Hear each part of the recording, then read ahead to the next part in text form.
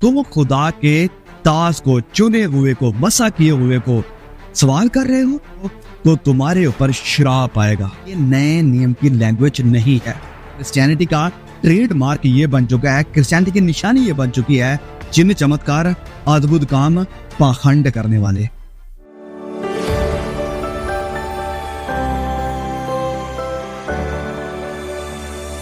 अगर किसी चर्च में, अगर किसी पंथ में आपको ये एक चीज दिखाई दे तो उस चर्च से भागो।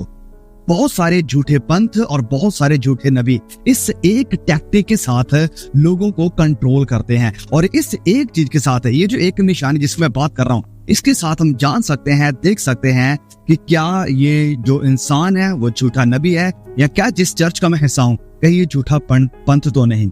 तो आज खुदा का वचन हमें इस सारी गुलामी से आजाद करेगा, क्योंकि प्रभु यीशु ने कहा यूहन्ना रचित सुसमाचार में कि उन्हें अपने वचनों के द्वारा शुद्ध कर, क्योंकि तेरा वचन सच्चाई है। तो खुदा का ये जो वचन है ये शुद्ध करेगा, ये हमें आजाद करेगा, जिनके साथ ये पंथ और झूठे नबी लोगों को गुमराह करते हैं, लोगों को कंट्रोल करते हैं और अपने साथ जोड़ कर रखते हैं। मेरे प्रिय भाइयों और बहनों, अगर आपको आपके चर्च में या आपके पंथ में ये एक चीज दिखाई दे, या आपके नबी के अंदर, आपके मम्मी पापा, आपके प्रेरित के अंदर दिखाई दे, तो उस चर्च से तुरंत भागो। तो मैसेज की हम शुरुआत करते हैं खुदावंद के वचन के साथ, और वचन हम पढ़ेंगे लूका रचित सुसमाचार अध्याय 1 और उसके वचन 75 को। लूका की इंजील अध्याय 1 और आयत नंबर 75 यानी 75 को। उसके सामने पवित्रता और धार्मिकता से जीवन भर, इस लाइन को अंडरलाइन करने, देखा है कि जीवन भर निडर रहकर उसकी सेवा करते रहें। इंग्लिश में लिखा है they will serve him without any fear. बिना किसी डर के वो खुदा की सेवा करते रहें या करते रहेंगे। नई वाचा में एक बहुत ही बड़ा प्रॉमिस है, एक बहुत ही बड़ा खुदा का वायदा है मेरे और आपके साथ। जो लोग मसीह यीशु के ऊपर विश्वास करते हैं उनके साथ ये वायदा है कि वो बिना किसी डर के, बिना किसी भय के खुदा की सेवा करते रहेंगे। अगर हमें डर को जानना है कि डर क्या होता था, तो पुराने नियम के लोग उससे अच्छी तरह से जानते हैं। जब हम पुरानी वाचा में देखते हैं तो पुरानी वाचा में, जो कि यहूदियों के साथ खुदा की वाचा थी, उसमें हमें देखने को मिलता है परमेश्वर का भय क्या होता था। कोई भी बिना शुद्ध हुए खुदा के मंदिर में नहीं जा सकता है। अगर वो गलती से चला भी गया किसी गुनाह को अपने साथ लेकर, तो हम जानते हैं वो मंदिर में ही मर जाता था, उसे खींचना पड़ता था एक रस्सी के साथ। हम जानते हैं अगर कोई अशुद्ध इंसान खुदा के उस आर्क को टच कर देता था तो तुरंत वो खत्म हो जाता था। ये एक दो एग्जाम्पल है, बहुत सारी ऐसी चीजें हमें देखने को मिलती है पुरानी वाचा में, पुराने नियम में, जहां पर हमें पता चलता है कि खुदा का भय मानना क्या होता था, और इस कारण पाकीज़गी यानी पवित्रताई में रहना कितना ज्यादा जरूरी था। अब इसका मतलब ये नहीं है कि नया नियम का पाकीज़गी या पवित्रताई की बात नहीं करता है, डेफिनेटली करता है, लेकिन नए नियम की जो स्टडी है या नए नियम का जो मैसेज है वो हमें कहता है कि बिना किसी डर के खुदा की सेवा करते रहेंगे। अब डर के साथ नहीं, मोहब्बत के साथ सेवा होगी, प्यार के साथ, अपने दिल से सेवा होगी, क्योंकि दिल से प्यार करने वालों को और दिल से प्यार देने वालों को खुदा पसंद करता है, क्योंकि उसने पहले हमारे साथ प्यार को दिखाया है। ऐसा नहीं कि हमने उससे प्यार किया, वरन उसने पहले हमसे प्यार किया, ये वचन हमसे कहता है। और क्योंकि उसने हमारे प्रति प्यार दिखाया है, उसने हमारे प्रति मोहब्बत दिखाई है, तो अब हम भी उसी मोहब्बत के साथ वापस खुदा की सेवा करेंगे, उसको धन्यवाद देंगे और उसकी महिमा करेंगे। लेकिन मेरे प्रिय भाइयों और बहनों, शैतान का आज सबसे बड़ा टारगेट, आज ही नहीं ये हमेशा से रहा है, शैतान का सबसे बड़ा टारगेट है डर। और आज ये शैतान का वेपन, ये शैतान का हथियार कलीसिया में भी आ गया है, और कलीसिया में भी इस डर ने लोगों को कंट्रोल करना शुरू कर दिया है। प्रभु यीशु के बारे में जब हम पढ़ते हैं, कितनी बार खुदाम से यीशु ने कहा, जब हम सुसमाचारों में पढ़ते हैं कि ना डर, मत डर, तुम क्यों डरते हो, हे थोड़ी विश्वास वालों, हे कम विश्वास वालों, तुम क्यों डरते हो, क्यों भयभीत होते हो। फिर जब हम आखिरी किताब प्रकाशित वाक्य उसके पहले अध्याय यानी अध्याय 1 में पढ़ते हैं, चलिए मैं चाहता हूं कि हम इस आयत को खोलें। प्रकाशित वाक्य अध्याय 1 और उसके वचन 17 में यूं लिखा है, प्रभु यीशु ने यूहन्ना से बात करते हुए ये कही बात थी, और ये हमारे लिए भी है। वचन 17 में लिखा है कि जब मैंने उसे देखा तो उसके पैरों पर मुर्दा सा गिर पड़ा, मतलब खुदावन से यीशु का जलाली रूप देकर, खुदावन से यीशु को उसके ग्लोरिफिकेशन में देखकर यूहन्ना इतना भयभीत, इतना डर गया, इतना अमेज्ड हो गया कि वो उसके कदमों में सीधा गिर गया, मुंह के बल गिरा, उसके कदमों में। वचन देखा कि उसके पैरों में गिर पड़ा।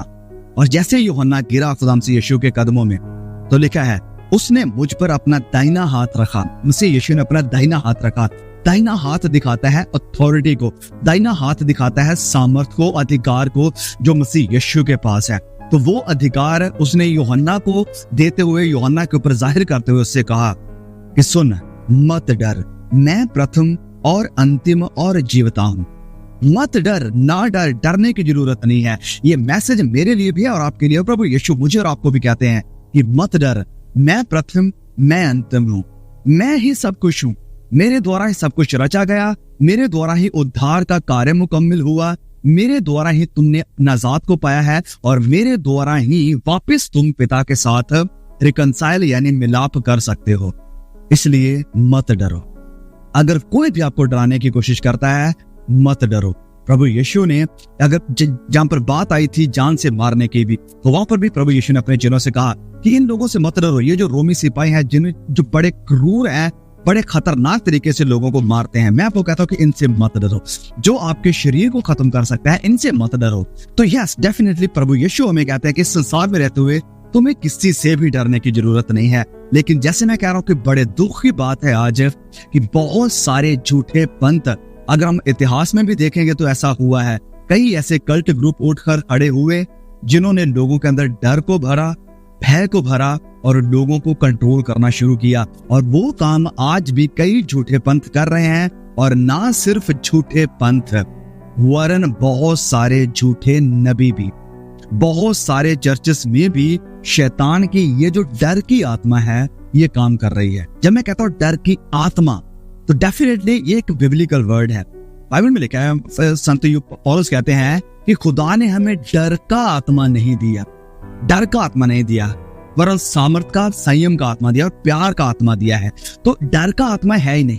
लेकिन दुख की बात, जैसे मैं कह रहा हूं कि आज चर्चेस में डर का आत्मा काम कर रहा है, जहां पर फेवरेट प्रचारक, फेवरेट प्रेरित, फेवरेट मम्मी पापा, फेवरेट भविष्यवक्ता, नबी लोगों को डर के साथ कंट्रोल कर रहे हैं कि अगर आप हमारी कलीसिया को छोड़कर चले गए, अगर आपने हमारा चर्च छोड़ दिया तो तुम्हारा नुकसान हो जाएगा। अगर आपने हमारी शिक्षाओं के ऊपर कोई भी क्वेश्चन मार्क खड़ा किया, कोई भी सवाल खड़ा किया, तो तुम्हारे ऊपर परमेश्वर का श्राप आएगा। तुम खुदा के दास को, चुने हुए को, बसा किए हुए को सवाल कर रहे हो, उसके ऊपर क्वेश्चन मार्क कर रहे हो, उसकी अथॉरिटी को ललकार रहे हो, तो तुम्हारे ऊपर श्राप आएगा। मेरे प्रिय भाइयों और बहनों, ये नए नियम की लैंग्वेज नहीं है। मैं, आप, हम जो नई वाचा के विश्वासी है, जब मैं कहता हूं नई वाचा, तो मैं बाइबल की ये जो किताबें हैं 27 नए नियम की, मैं इनकी बात नहीं कर रहा हूं। वाचा है जो कि मसीह यीशु के लहू के द्वारा हमें मिली है। वाचा मसीह यीशु के लहू के द्वारा कि अब हम खुदा की संतान बन चुके हैं, उसके बेटे और उसकी बेटियां बन चुके हैं। जैसे पुराने नियम में कई वाचाएं थी, इसी तरह से नए नियम में एक वाचा है, और वो वाचा है कि हम मसीह यीशु के बेटे और बेटियां बन गए हैं। हमें मसीह यीशु ने अधिकार दिया है कि हम उसके पास आ सके, उसकी महिमा कर सके। फिर हमारे पास अधिकार भी है कि हर एक आत्मा की प्रतीति ना करो, वरन आत्माओं को परखो। बहुत सारे झूठे नबी जगत में निकल आए हैं। ये उस वक्त बात कर रहे थे खुदा के दास, जब क्रिश्चियनिटी की शुरुआत हो रही थी, आज से 2000 साल पहले। तो सोच कर देखें मेरे साथ एक बार थोड़ा सा कि अगर आज से तकरीबन 2000 साल पहले पौलुस को, प्रेरितों को ये बातें लिखने की जरूरत पड़ी कि बहुत सारे झूठे नबी ऑलरेडी निकल खड़े हो आ चुके हैं क्रिश्चियनिटी में, तो आज 2000 साल के बाद ये कितने ज्यादा और क्यों ना बढ़ चुके होंगे। डेफिनेटली बहुत सारे हैं। इसीलिए खुदा का वचन में बार बार अवेयर करता है, सावधान करता है कि हर आत्मा की प्रतीति ना करो, क्योंकि बहुत सारे झूठे नबी उठ खड़े हुए हैं। और आज साल 2024 की तारीख को अगर आप देखें तो डेफिनेटली दे आर इमेंस, वो अनगिनत हैं, बहुत ज्यादा हैं, बहुत सारे हैं। तो यही कारण मैं कह रहा हूं, उनको पहचानने का यही एक तरीका है कि वो क्या करेंगे, लोगों को डराएंगे कि तुम उनकी अथॉरिटी पर सवाल खड़ा नहीं कर सकते, उनकी शिक्षाओं पर सवाल खड़ा नहीं कर सकते, वो जो जिन चमत्कार करते हैं उनके ऊपर सवाल खड़ा नहीं कर सकते। मेरे प्रिय भाई और बहनों, ये जो चमत्कार आज एक ट्रेंड बन चुका है क्रिश्चियनिटी का। चमत्कार के बिना किसी पास्टर को पास्टर ही नहीं माना जाता है। ये सबसे बड़ी, आज मैं कहूंगा कि बदकिस्मती है। अनफॉर्चुनेटली ऐसा हो चुका है। ये बड़े दुख की बात है। यस, ये बड़े दुख की बात है। बड़े दुख के साथ कहना पड़ता है कि हाँ, आज क्रिश्चियनिटी का ट्रेडमार्क ये बन चुका है, क्रिश्चियनिटी की निशानी ये बन चुकी है, चिन्ह चमत्कार, अद्भुत काम, पाखंड करने वाले। ये सब हुआ कहते हैं क्योंकि शैतान की आत्मा क्रैफ्ट कर दिया। यस, ओके, मैं चाहता हूं, क्रैफ्ट मतलब खुश आई है। मैं चाहता हूं हम पढ़े यहूदा में एक ही चैप्टर है, तो उसके हम वचन 4 को पढ़ेंगे। तो यहूदा की किताब आपको देखने को मिलती है प्रकाशित वाक्य की किताब से पहले, अध्याय 1 ही है, और हम पढ़ेंगे वचन 4 को। यहाँ पर लिखा है कि कितने ऐसे मनुष्य चुपके से हम में आ मिले हैं। कितने, ये बात कर रहा है आज से 2000 साल पहले की, 90 एडी के पहले की ये बात है, जब ये किताब लिखी गई थी। तो उस वक्त यहूदा खुदाम से यीशु का जो कजन ब्रदर है वो लिख रहा है। वो कहता है कि कितने ऐसे मनुष्य हैं, कितने मतलब मैनी, बहुत सारे ऐसे मनुष्य हैं जो चुपके से हम में आ मिले हैं, हमारे बीच में शामिल हो गए हैं, जिनके इस दंड का वर्णन पुराने समय से पहले ही से लिखा गया है। ये भक्तिहीन है, वो भक्तिहीन है और हमारे परमेश्वर के अनुग्रह को लुचपन में बदल डालते हैं। लुचपन में वो मसीह यीशु के अनुग्रह को बदल डालते हैं कि तुम्हें जो भी करना है करो, जैसे जीना जियो, ये खुदा का अनुग्रह तुम्हारे ऊपर है। कैसे भी गाने तुम गा सकते हो, कैसे भी आराधना तुम कर सकते हो, कैसे भी जिंदगी गुजार सकते हो। तो वो कह रहा है कि खुदा के अनुग्रह को लुचपन में बदल देते हैं और हमारे एकमात्र स्वामी और प्रभु यीशु मसीह का इनकार करते हैं। वो प्रभु यीशु मसीह का इनकार करते हैं। आप कहेंगे कि वेल ब्रदर, किसी का इनकार करते हो तो हमने नहीं देखा, नहीं सुना। वेल, तो यही पर से एक टेक है जिसके ऊपर हमें ध्यान देने की जरूरत है। अगर कोई इंसान डायरेक्टली कहे कि तुम्हें यीशु को मानने की जरूरत नहीं है, तुम बस मेरी ही पूजा करो, मेरे ही पास आओ, दैट्स इनफ, वो बहुत है। अगर कोई ऐसा करेगा तो कोई भी उनके चर्च में नहीं जाएगा, पकड़ा जाएगा कि ये झूठा नबी है, ये यीशु की तरफ से नहीं है। लेकिन प्रभु यीशु ने खुद कहा था कि वो मेरा नाम लेकर आएंगे। प्रभु यीशु ने खुद कहा था कि वो भेड़िए होंगे जो भेड़ों के भेष में तुम्हारे पास आएंगे।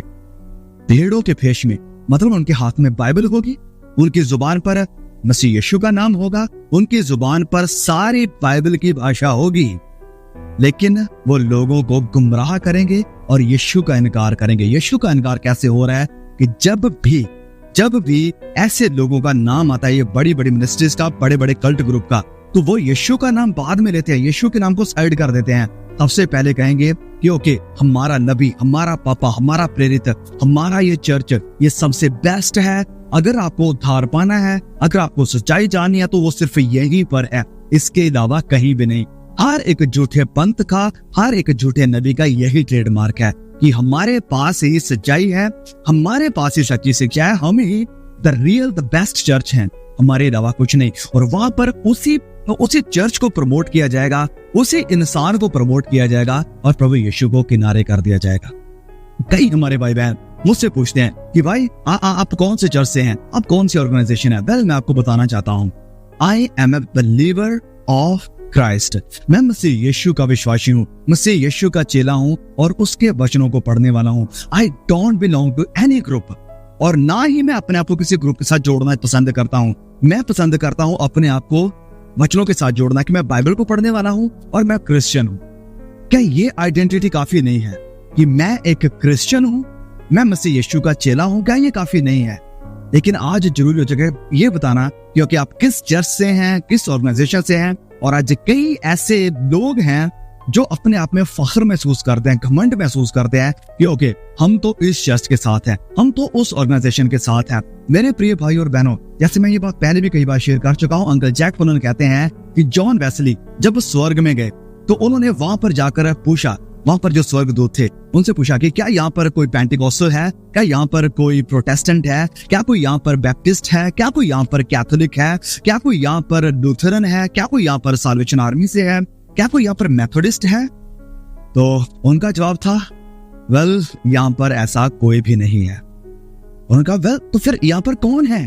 उनका यहाँ पर हैं मसीह यीशु के चेले, मसीह यीशु के ऊपर विश्वास करने वाले यहाँ पर क्रिश्चियन हैं, the real born again Christian, जो नए सिरे से पैदा हुए।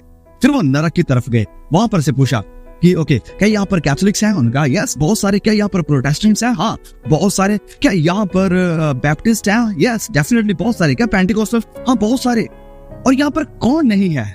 कहा यहाँ पर कोई प्योर क्रिश्चियन नहीं है। नए सिरे से जो पैदा हुआ और जो मसीह यीशु के नक्शे कदम पर चलता रहा, मसीह यीशु का चेला, यहाँ पर वो कोई नहीं है। मैं कहने क्या कोशिश कर रहा हूं, मेरे प्रिय भाइयों और बहनों, इन चीजों में घमंड करना छोड़ दें कि मैं इस चर्च का हूं, मैं उस चर्च का हूं, मैं इस पापा को मानता हूं, मैं इस नबी को सुनता हूं, मैं इस प्रेरित का चेला हूं, मेरा ये सबसे फेवरेट है, इसके अलावा मैं किसी के पास नहीं जाता हूं। प्लीज कम ऑन, मैं ये नहीं कह रहा हूं कि ओके आपको उन्हें सुनना बंद कर देना चाहिए। नहीं, डेफिनेटली अगर कोई अच्छा प्रचारक है, अगर कोई आपको वचनों के मुताबिक शिक्षा दे रहा है और उसकी जिंदगी वचनों के मुताबिक है, अगर कोई आपको खुदाम से यीशु के साथ जोड़ रहा है, संसारिक चीजों से, आप संसारिक के राज्य से आपका मन फिराकर स्वर्ग के राज्य की तरफ लगा रहा है, तो डेफिनेटली उन्हें सुने। वो एक प्रचारक हो सकता है, वो 5 प्रचारक भी हो सकते हैं। और मैं कभी भी ये नहीं कहूंगा कि आप एक ही प्रचारक को सुने, कभी भी नहीं ये कहूंगा, मैं कभी सजेस्ट नहीं करूंगा। मैं कहता हूं और मैं ये खुद भी अपनी जिंदगी में अप्लाई करता हूं, कम से कम 4-5 प्रचारकों को सुने। इससे आप एक ही कुएं के मेंढक बने नहीं रहो। आप एक ही शिक्षा के साथ पूरी तरह से ग्रस्त नहीं हो जाओगे, आप ब्रेन वॉश नहीं होगे। अगर आप अलग अलग विचारों को, अलग अलग कमेंट्रीज को, अलग अलग खुदा के दासों को सुनोगे, तो आपको अलग अलग व्यूज देखने को मिलेंगे और फिर आप खुद डिसाइड कर पाओगे कि क्या सही है और क्या गलत। अगर मैं अपनी बात करूं तो यस, मैं कम से कम, वैसे बहुत सारे प्रचारक हैं जिन्हें मैं सुनता हूं, लेकिन जिन्हें मैं रेगुलरली सुनता हूं वो 4-5 तो डेफिनेटली हैं, वो मेरी लिस्ट में पक्के हैं। तो मैं क्या कहने की कोशिश कर रहा हूं कि ये जो झूठे पंथ हैं, ये जो झूठे कल्ट ग्रुप हैं, झूठे प्रचारक हैं, झूठे नबी हैं, ये लोगों को डर के साथ कंट्रोल करते हैं कि हमारे ही पास सारी सच्चाई है। अगर आपने हमें छोड़ दिया, हमारे पंथ को छोड़ दिया, हमारी शिक्षा को छोड़ दिया, हमारे चर्च को छोड़ दिया, तो तुम्हारे ऊपर श्राप आना शुरू हो जाएगा, तुम्हारी आशीषें जाती रहेंगी, तुम्हारे ऊपर मुसीबतें आने शुरू हो जाएंगी। अगर आपने हमारी शिक्षा के ऊपर सवाल खड़ा किया, अगर आपने हमारी अथॉरिटी पर सवाल खड़ा किया, तो आप श्राप में जले जा सकते हैं। ये है डर के साथ लोगों को कंट्रोल करना। लेकिन मेरे प्रिय भाइयों और बहनों, मैं आपसे कहना चाहता हूं कि प्रभु यीशु ने किसी को नहीं डराया, उसके चेलों ने किसी को नहीं डराया। और ये मेरे 4 सिंपल टेस्ट है जो मैं हमेशा अक्सर करता हूं किसी भी प्रचारक को जज करने के लिए। यस डेफिनेटली वचनों में जज करने के लिए कहता है। हाँ, वो कुछ है जो खुदा के वचनों से अनजान लोग हैं, जो सच्चाई से अनजान लोग हैं, जिनके ब्रेन वॉश हो चुके हैं, वो डेफिनेटली उठाएंगे। उन्हें पता भी नहीं कि वो लिखा कहां पर है। जज ना करो, दोष ना लगाओ, उन्हें पूछ कर देखो कि हाँ भाई ये कहां पर लिखा है। मैं कई बार पूछ चुका हूं, जो लोग मुझे ऐसा कहते हैं कि भाई ओके बताना जरा कहां पर लिखा है। नहीं पता उन्हें। लिखा है मत्ती अध्याय 7:1 में कि दोष ना लगाओ, कहीं तुम्हारे ऊपर भी दोष ना लगाया जा सके। इसका मतलब क्या? वो एक और अनदर टॉपिक है, लेकिन वचन हमें जज करने के लिए कहता है। वचन हमें जज करने के लिए कहता है। वचन ये लिखा है डेफिनेटली वचन में कि मुंह देखा न्याय ना करो, मुंह देखा न्याय ना करो, सच्चा न्याय करो। सच्चा, तो सच्चा न्याय हमें करना है। अगर मुझे किसी प्रचारक को, किसी नबी को जांचना है कि क्या ये खुदा की तरफ से है या नहीं है, या हम इस वर्ड को कहेंगे परखना, डिसर्न करना, टेस्ट करना, तो मेरे ये 4 टेस्ट हैं। सबसे पहला, आप इसे अपनी जिंदगी में अप्लाई कर सकते हैं अगर आप गुमराही से बचना चाहते हैं, झूठे नबियों से, झूठे प्रेरितों से, झूठे पंथों से बचना चाहते हैं, तो ये डेफिनेटली टेस्ट आप अप्लाई कर सकते हैं। सबसे पहला कि क्या प्रभु यीशु ने यह काम किया। दूसरा, क्या प्रभु यीशु ने यह सिखाया। प्रभु यीशु ने यह किया, प्रभु यीशु ने यह सिखाया, अगर नहीं तो मैं भी इसे नहीं चाहता। तीसरा टेस्ट, क्या प्रेरितों ने यह किया, क्या प्रेरितों ने यह सिखाया। ओके, अगर उन्होंने नहीं किया मैं भी नहीं चाहता हूं। जैसे इसकी एग्जांपल मैं आपको देता हूं। आज क्रिश्चियनिटी में बहुत बड़ा ट्रेंड है, पूरी क्रिश्चियनिटी में, सिर्फ पंजाब, सिर्फ इंडिया में ही नहीं, सिर्फ एशिया में नहीं, वर्ल्ड वाइड, और पूरी क्रिश्चियनिटी में ये ट्रेंड है कि अगर आप किसी को गिराना शुरू कर देते हो तो लोग कहेंगे वाह वाह वाह, ये बंदा पावरफुल है, इसमें आमद है, इसमें शक्ति है। आजकल अगर कोई, पंजाब की अगर मैं बात करूं, अगर कोई पास्टर, कोई नबी किसी को गिराता नहीं है तो उसे तो लोग पर्सन ही नहीं मानते, उसे तो लोग खुदा का दास ही नहीं मानते। तो गिराना आज एक नेसेसिटी बन चुका है, एक जरूरत बन चुका है कि ओके, अगर आपको साबित करना है कि आप कितने सामर्थ्य हैं, कितने पावरफुल हैं, जैसे आप लोगों पर हाथ रखते हो, लोग गिरना शुरू हो जाएंगे। अब इस चीज को हम थोड़ा टेस्ट करते हैं। क्या प्रभु यीशु ने ये किया? क्या प्रभु यीशु ने सिखाया? जवाब है कभी भी नहीं, कभी भी नहीं, कभी ऐसा नहीं हुआ। हाँ, कुछ एग्जांपल्स लोग आपको देंगे कि जब प्रभु यीशु को लोग पकड़ने के लिए आए तो वो गिर गए थे। हाँ, तो क्या हुआ? फिर कई लोग कहेंगे कि जैसे ओके, यूहन्ना से अभी आपने पढ़ा था अध्याय 1:17 में कि यूहन्ना ने जब मसीह यीशु को देखा तो मुंह के बल गिर गया। हाँ, वो मुंह के बल गिरा था, वो पीछे गिरा नहीं था, वो कीड़े मकोड़ों की तरह जमीन पर नहीं रेंग रहा था, ऐसा नहीं था। लेकिन आज तो हम लोगों की छोड़ो, ओके, कई लोग कहते हैं कि वो जो लोग थे पकड़ने के लिए मसीह यीशु को, वो गिर गए थे, डेफिनेटली वो गिर गए थे, लेकिन क्या वो विश्वासी थे? जवाब है नहीं। लेकिन आज जो चर्च की टीम होती है, स्पेशली मुझे तो मीम बनते हैं, मीम बनकर फेसबुक के ऊपर, इंस्टाग्राम के ऊपर इन चीजों का मजाक उड़ाया जा रहा है, क्रिश्चियनिटी का। किस चीज को लेकर? कि जैसे वो एक औरत पर जो वर्शिप टीम की जितनी भी वो लड़कियां होती हैं खड़ी वहां पर, उनके ऊपर हाथ रखते हैं तो वो सारी की सारी नाचना, रेंगना, गिरना, उछलना शुरू कर देती हैं।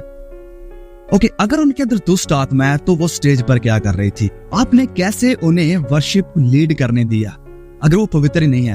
अगर वो पवित्र हैं तो वो गिर क्यों रही हैं? क्यों वो गिर रही हैं? तो जैसे मैं कह रहा हूं, ओके, लोगों का तो छोड़ो, यहाँ पर वर्शिप लीडर जो है, वर्शिप करने वाली लड़कियां हैं, वो भी गिर रही हैं, वो भी कीड़े मकोड़ों की तरह रेंग रही हैं। उनका छोड़ो, कई पास्टर्स जो अपने आप को नबी, अपने आप को प्रेरित कहते हैं, सिखाने वाले जो हैं, वो भी गिर रहे हैं।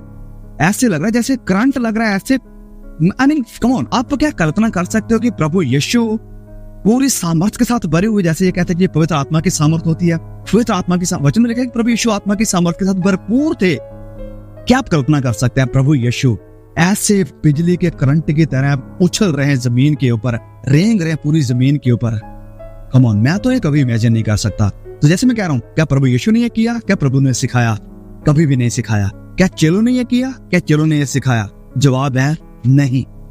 तो इस कारण मैं खुदा के जब वचनों को देखता हूं तो खुदा का कलाम, प्रभु के वचनों की ये सच्चाई मुझे आजाद करती है इन सारी गुमराहियों से। मैं ये बिल्कुल भी नहीं कह रहा हूं कि मैं बड़ा इंटेलिजेंट हूं, मैं सबसे ज्यादा स्मार्ट हूं, बिल्कुल भी नहीं। मेरे प्रियो, ये कलाम आपके पास है, ये कलाम मेरे पास भी है, और प्रभु के वचन में लिखा है कि सच्चाई को तुम जानोगे तो तुम्हें सच्चाई आजाद करेगी, आजाद करेगी इन सारी गुमराहियों से, इन सारे अंधकार के कामों से। और ये सच्चाई को जब मैं पढ़ता हूँ, इस सच्चाई को जब मैं जानता हूँ, और मैं धन्यवाद देता हूँ, सारी महिमा देता हूँ खुदान से यीशु को, पवित्र आत्मा को, इस प्रकाशन के लिए जो उसने दिया है, कि हम देख सकते हैं कि खुदा का कलाम क्या सिखा रहा है, क्या कह रहा है, और आज क्रिश्चियनिटी में क्या चल रहा है, क्या सिखाया जा रहा है। तो मेरे प्रिय भाइयों और बहनों, हम बात कर रहे थे डर की कि अगर कोई पंथ, कोई प्रचारक आपको डर के साथ कंट्रोल करता है तो वो डेफिनेटली परमेश्वर की तरफ से नहीं है। द स्पिरिट ऑफ क्राइस्ट, मसीह यीशु का जो आत्मा है, परमेश्वर का जो आत्मा है, खुदा का कलाम, पवित्र आत्मा, ये हमें आजाद करता है हर तरह के डर से। ये हमें हर तरह के डर से आजाद करता है। और जितने भी मेरे भाई बहन, जितने भी बच्चों को सिखाने वाले हैं, जितने भी खुदा के दास हैं, जितने भी सेवक भाई बहन हैं, मैं उन्हें भी रिक्वेस्ट करता हूँ, आइए अपनी कलीसियाओं को लिबरेट करें, आजाद करें, निकाले इन सारी गुमराहियों से। खुदा का कलाम जो कि सच्चाई है, जो सच्चाई जो परमेश्वर ने कहा, ये सच्चाई लोगों को शुद्ध करेगी, जो परमेश्वर का कलाम है। परमेश्वर ने कहा यूहन्ना अध्याय 8:31-32 में कि तुम सच्चाई को जानोगे तो सच्चाई तुम्हें आजाद करेगी। आइए मेरे दास भाई बहनों, जितने भी आप वचनों को सिखाने वाले हो, जितने भी आप सेवा में हो, जितने भी मिनिस्टर भाई बहन है, प्लीज आप लोगों को आजाद करना शुरू करें इन तमाम डर से, इन तमाम गुमराहियों से जो शैतान आज कलीसियों में फैला रहा है। प्लीज इस मैसेज को, इस वीडियो को जरूर शेयर करें। हमारा मकसद है खुदाम से यीशु के दुल्हन को सजाना, खुदाम से यीशु के दुल्हन को भेड़ियों से बचाना, खुदाम से यीशु के दुल्हन को डाइल्यूट होने से बचाना, जो कि आज हो रहा है। And a target is reformation. आज रेफर्मेशन की यानी सुधार की, चर्च को, कलीसिया को, मसीह यीशु के दुल्हन को जरूरत है। प्लीज भाई और बहनों, मेरी रिक्वेस्ट है आपसे, आप हमारी मदद कर सकते हैं इस काम में, इस मिशन में आप हमारी मदद कर सकते हैं। कोई पैसा मैं आपसे नहीं मांगता, कभी मांगा नहीं, कभी मांगूंगा नहीं। आपकी एक मदद की जरूरत है कि प्लीज इस मैसेज को अगर आप डाउनलोड करके शेयर करना चाहते हो, कैसे भी किसी भी प्लेटफॉर्म के ऊपर शेयर करना चाहते हो जरूर करो और मसीह की दुल्हन को ये मैसेज जरूर सुने। God bless you all, see you again, आमीन।